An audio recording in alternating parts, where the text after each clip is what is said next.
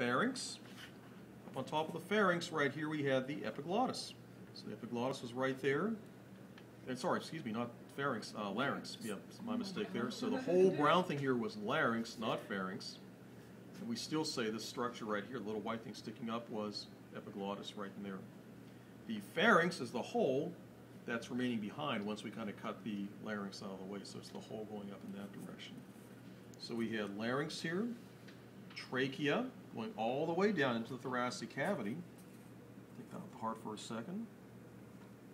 Here you can see the branching of the trachea coming all the way down here. These are the two bronchi. Left bronchus, right bronchus. Then we said the mink's left lung, just like our human lung, has two lobes. We have a superior lobe and an inferior lobe in the left lung. Right lung has four lobes.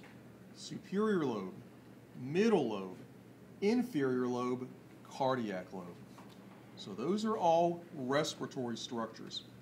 Then what else stands out here, since we're in this region? This big brown organ right in here, that's the mink's thymus. Again, not the thyroid gland, this is the thymus. Of course, we have the heart that we'll come back to in a second here. Up in the mink's neck, some blood vessels to look at here. A nice big artery here. This would be the common carotid artery, if I can get it all by itself here and isolated. Here we go.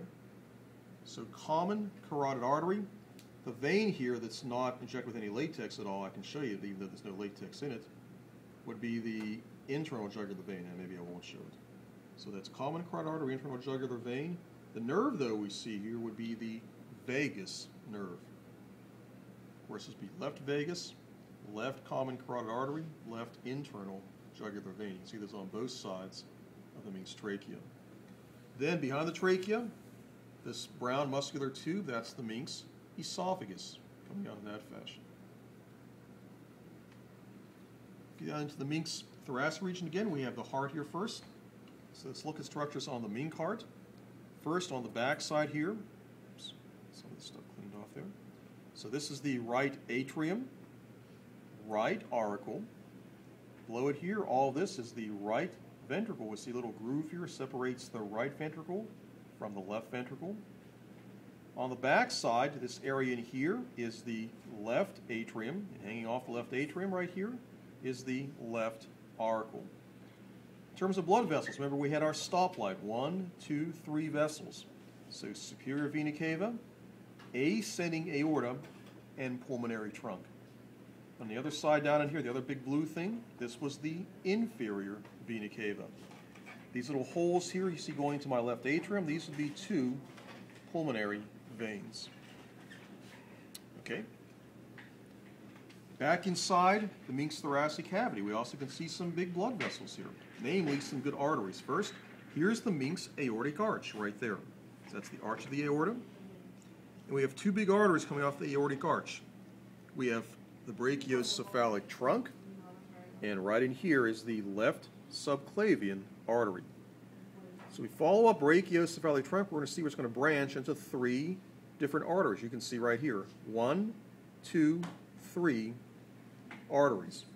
The first artery here, this is the left common carotid. Middle artery is the right common carotid. Going out in this fashion is the right subclavian artery. After the right subclavian artery crosses the rib cage, out here now, the mink's underarm, it's called the axillary artery.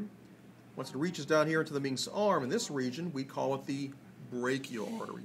So subclavian to axillary to brachial arteries, just on the right-hand side here. Okay? Moving away from the thoracic cavity, down into the abdominal region now. So open this guy up here. Oh, almost forgot. Diaphragm right here, the muscle up we can see in the thoracic cavity at the very bottom. So that's our diaphragm. Just deep to the diaphragm, we have the liver, and right in here for the 230 people, this is the falciform ligament, this thin membrane right in there, dividing the right side of the liver from the left side. Hidden deep inside these liver lobes, way in there, right in there, there's the gallbladder. So way in there is the gallbladder, which is mostly empty on this particular mink. So we all have the liver there.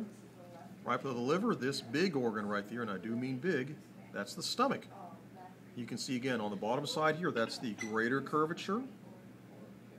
Then right in here is the lesser curvature. This area of fat and membrane, this is the lesser omentum. And the big apron right in here, all this stuff, is the greater omentum. What else do we see out in here? This large kind of yellowish tinted organ, that's the mink's spleen. We're going to pull back, lesser omentum now, reflect it upward and pull the stomach back as well. What do we see here? Some intestines. So pull this back out of the way. Pull that down. So first with the small intestine, on the right-hand side, going downward here. Oh, there we go, finally. A lot of intestine here. So here's the duodenum going down. It's the loop that's going down or descending on the right-hand side of the mink. So that is our duodenum, first part of the small intestine. Then we said these, once again, these upper loops here would be jejunum. Lower loops are ileum. Then here's the end of the ileum over on the other side here. So coming across in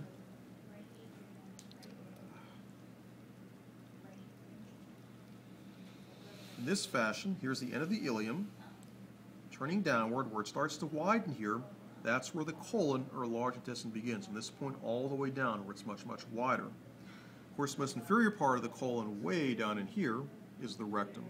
So most of this you would say large intestine, the very bottom down here is the rectum.